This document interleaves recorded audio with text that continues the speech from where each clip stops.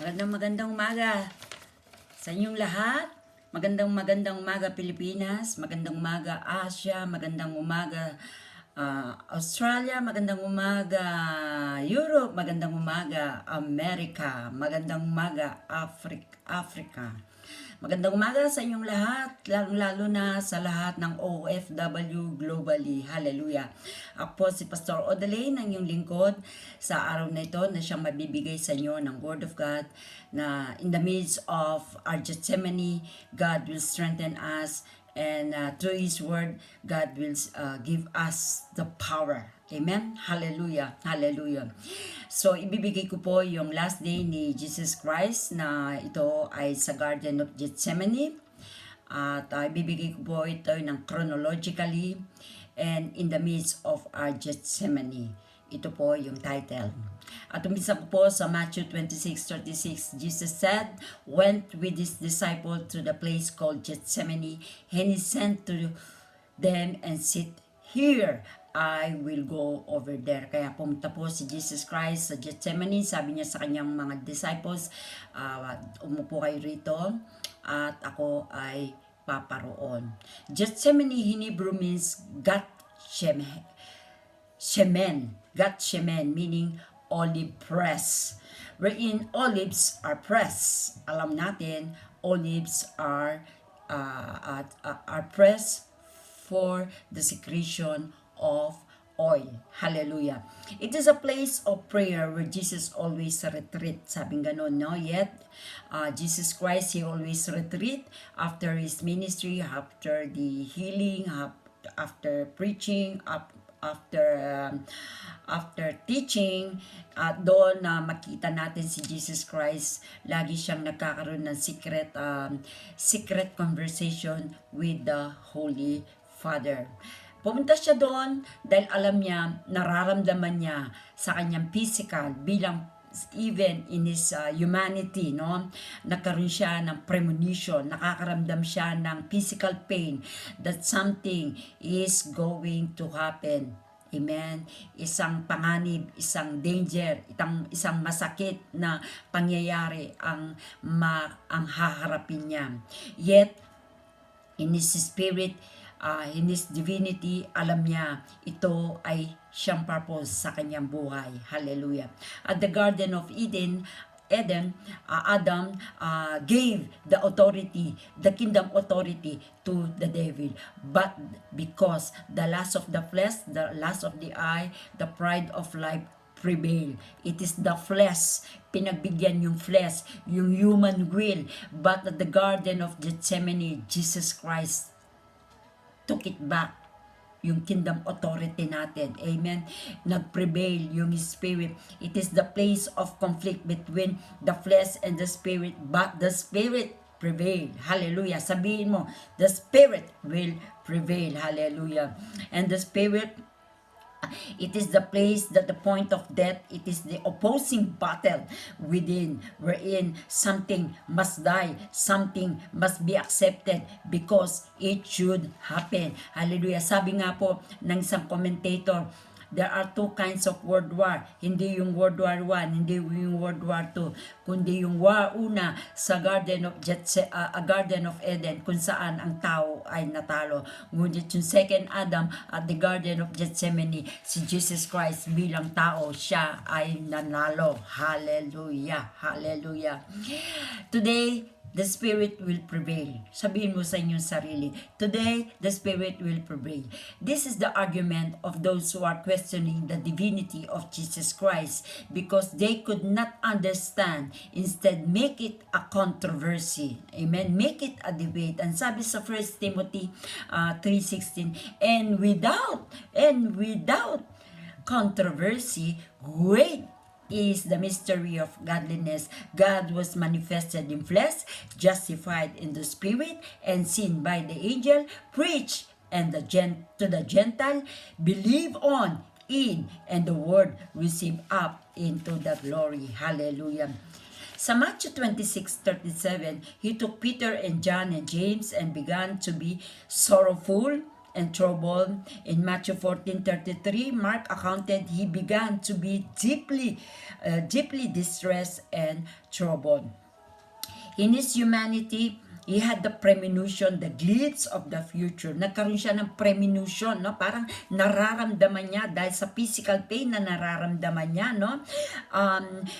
Feeling that he can sense that something good will not happen. Amen. As a man. But it is always said that there is something good gonna happen beyond this something good. That something bad happen. Tandaan po natin, may masama man mangyayari, may maganda naman kadudulot ang mga bagay nito. From something bad that had happened, something good will produce it. Amen? God will always turn evil to good. Hallelujah. Amen. It is His deity, He had the foreknowledge that it is already the hour. It is already the fulfillment of His mission of why He came into flesh. Heaven and earth shall pass away, but my word shall pass away. In fact, sabi ni Jesus Christ sa Matthew 18, even a dot, even a tittle yung para bang maliit na kama, apostrophe, I will fulfill it. Amen. Sa Luke 22:41, He withdrew from the stones, threw beyond them, and went kneel and prayed. Amen. Jesus asked Peter and John to pray, yet Jesus Christ withdrew. Iniwanan niya sila, pero hinabili niya, watch and pray. So ngayon po, in the midst of our Gethsemane, whatever our situation is, watch and pray. Gusto sabihin na watch sa pagkasulat sa Greek, pay attention. Pay attention. While we pray, we must pay attention. Amen. Hallelujah. Jesus always withdrew. Lagi siyang nagkakaroon ng secret conversation after His ministry, after healing, after teaching, nagkakaroon siya ng withdrawal from the crowd, nagkakaroon siya ng secret conversation to this Father, because Jesus always aligned His will to the will of the Father who sent Him to this earth. Not to His own will, that He prayed, as I and the Father is one, so you and I and the Father be in one. Hallelujah. Because prayer is aligning to the will of God than God aligning to our own will. I repeat, prayer is aligning to the will of God than asking God to align to our will. Your Gethsemane prayer will sustain you to fulfill God's purpose. And God doesn't change. I tell you, God doesn't change. Hindi pa bago-bago ang isipan ng Panginoon. Siya ay Diyos. Hindi siya katulad natin na tayo na pabago-bago ang ating kaisipan. It is we who are praying that change during prayer. Hallelujah. Prayer is transferring our Creator to our Creator, a huge transfer of His will. When we pray, parang tinatransfer natin yung mga earthly desire natin to the will of our Creator. Kaya sabi nga sa Matthew 11:28, na isang kanta po ito, na matagal ng kanta ito, come to me who are weary and laden, and I will give you rest. Alam niyo po, may medical studies na concluded that our brain works when we pray. It produces serotonin. Yun po daw yung serotonin na nagbibigay sa atin ng joy, no? And kaya nga pagka nagpe-pray tayo, kahit iyak na tayo, nag-iyak, luha na tayo, humahalunggong na tayo, naglalament na tayo, pagka nananalangin tayo, makikita natin mananahimik pa rin tayo, titigil tayo sa pag-iyak, at sasabihin natin, Amen. Amen and Amen. At doon, pagkatapos natin tumawa, may ngiti sa ating labi because nagpo-produce ng serotonin ang ating brain. Nagkakaroon tayo ng joy. Gumagaan ang ating pakiramdam. So that is a scientific study. Amen. Sa John 20, sa Matthew 26:36, going little farther, he fell with face to the ground and prayed, "My Father, if it is possible, may this cup be taken from me. Yet not as I will, but your will." Hindi po nun, no? Parang may mihingi ang isang anak sa kanyang tatay. Pero daddy, kung okay lang, sige, wag na po. Kung hindi po kaya, parang gano'n, no? Yung humihingi yung anak sa kanyang daddy. Sige po, daddy, kung hindi po kaya, pwede po, okay lang po, gano'n. Si Jesus Christ dito, alam niya ang purpose ng Panginoon, ng Ama, kung bakit siya sinugo sa atin kalagitnaan sa mundong ito upang siya ay mamatay. Amen. Yun, when we pray in the spirit of supplication, parang sinasabi natin, spare me Lord, ligtas mo ako, Panginoon, tulungan mo ako, Panginoon. Hallelujah. Yun ang ating bilang isang anak pagka tayo ay nanalangin sa ating Ama.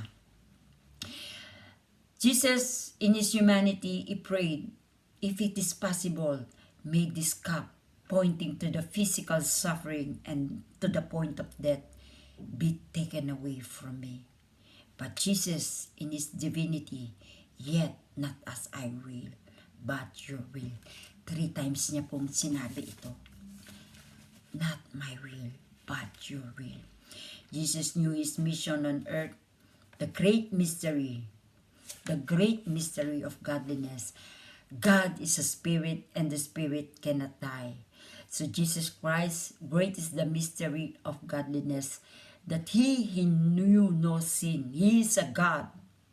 He came to manifest in flesh, so He can die. Hindi pwedeng mamatay ang spirito, pero yung flesh pwedeng mamatay.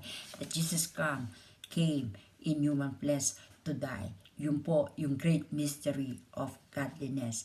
Siya ang naging arbitrator. Siya ang namagitan sa atin at sa Diyos. Siya ang namagitan sa langit at saka sa lupa. When we know who we are in Christ, nothing can separate us from the love of God. Sabi nga po sa Romans 8:31-39, can death, can sickness, can persecution, can trials separate me from the love of God? Even this COVID scare, even global crisis, even pain, no one can separate us from the love of God, from His agape love, ang conditional love. Hallelujah. Yung love ng tao, mayroon siyang condition. Pero ang love ng Panginoon, there is no condition. The agape love of our Holy Father. Sa Mark 14:34 po, at sa Mark 26:8, ito ay parallel, "My soul is overwhelmed with sorrow to the point of death. My soul is overwhelmed with sorrow to the point of death. Stay here and keep watch with me." Jesus prayed for strength to sustain His humanity. If the flesh, He told to Peter, James, and John to pray and watch. Sabi niya, watch and pray, which means pay attention. Pero James and Peter took for granted the prayer, the request of Jesus Christ to them. Sila'y natulog. Kaya yung mga natutulog na hindi nag-go online, you're taking granted the power of prayer. What prayer can do. Amen? Jesus is overwhelmed with sorrow Deep grief, yung talagang masidig. Is a man, yet is a God, that he had foreknowledge of the hour of his suffering. Science proved. Yung science cannot prove the efficiency of prayer. Hindi sila naniniwala sa effectiveness ng prayer. Pero, nadodocument nila, nagkakaroon sila ng study, ng scientific study, that neurological and psychological benefits of prayer. That the body secrete hormones during prayer. The body secrete hormones which quicken the response, give us energy, and heighten awareness. Nagkakaroon tayo ng awareness. Yun daw ang mga scientific study nila na document nila. So, pray. Never take for granted the power of prayer.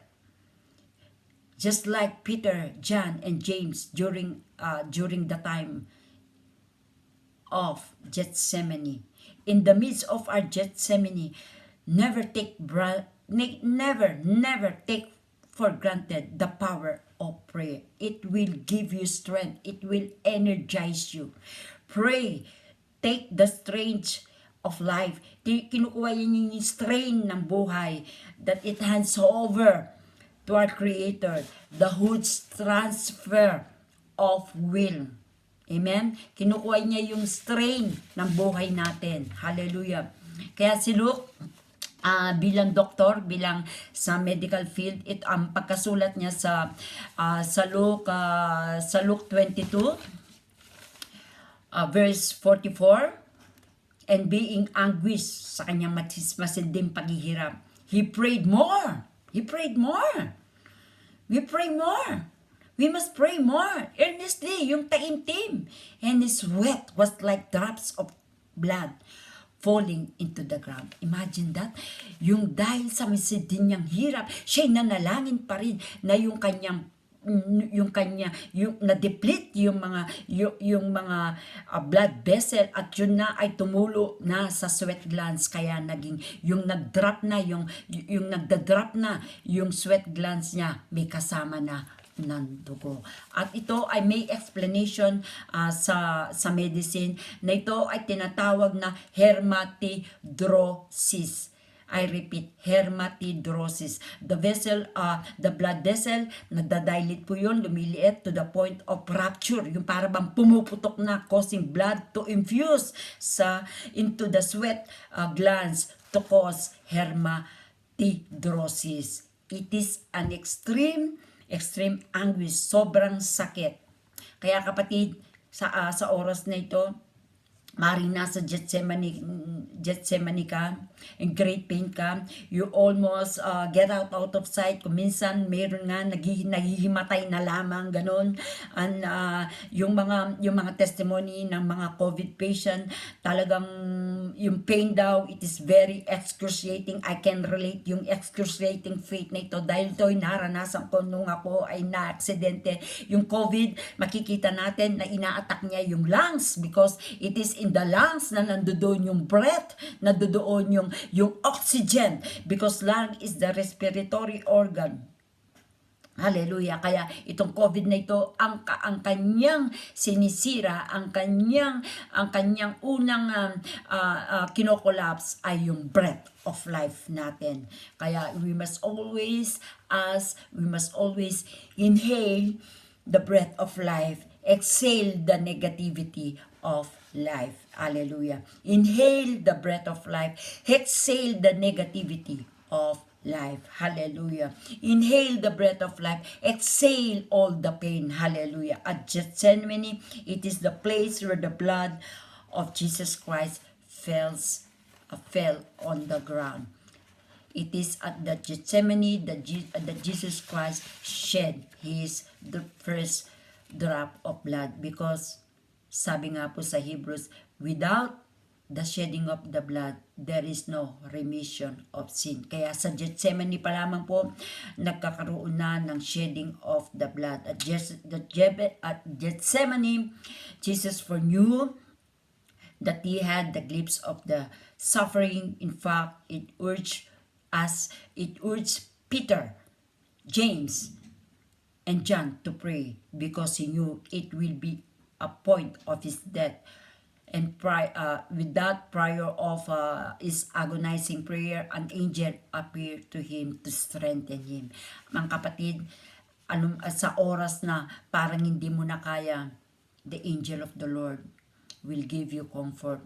He will come into your home. He will come into your place. Wherever you are right now, anuman ang sakit, lahat ng mga COVID patient, the angel of the Lord will give you comfort. The Holy Spirit, who is the comforter, who is our counselor, will work into you kahit samang ka man sulok ng mundo. Hallelujah. Sa Luke 22:43, yung nga po, the angel of God from heaven appeared to him and strengthened him. Hallelujah. Sa kainahan mo, God will give you strength. Sa kainahan mo bilang tao, God will give you strength. Just as He did to Jesus Christ being a human form, sa kanyang fragility, sa kanyang kainahan, God gave Jesus Christ the strength. Hallelujah. When you come into the point of death, God will come. He will come to strengthen you. He will come to rescue you, to give His Spirit unto you. Jesus, in His fragility, sa kanyang kahinaan, as a man, His Father came to strengthen Him. His Son whom He sent to this earth for the redemption plan of mankind. Walang forever po sa sakit. Walang forever sa dusa. Sasabihin ko po sa inyo, dahil ito'y naranasan ko. Walang forever sa sakit, walang forever sa dusa, dahil God loves us forever. May forever sa Panginoon. Hallelujah. Sa Mark 14:36, yung account na ito, personalize ang account na pagkasulat ni Mark. Abba, Father. If you can take this cup, yet not my will, but your will be done. Hallelujah. Tinawagan niya, Abba, Father, because it is a very intimate, it is a very personal, and Jesus gave us, the Father God, and Jesus Christ gave us, the Holy Spirit gave us. When we do not know how to pray, we just call Abba, Father, and that is a personalized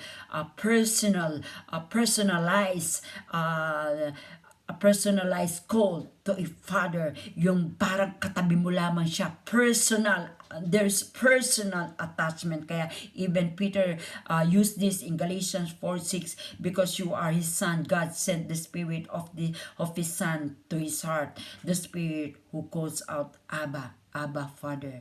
Hallelujah. At Gethsemane, Jesus Christ was abandoned with His circle.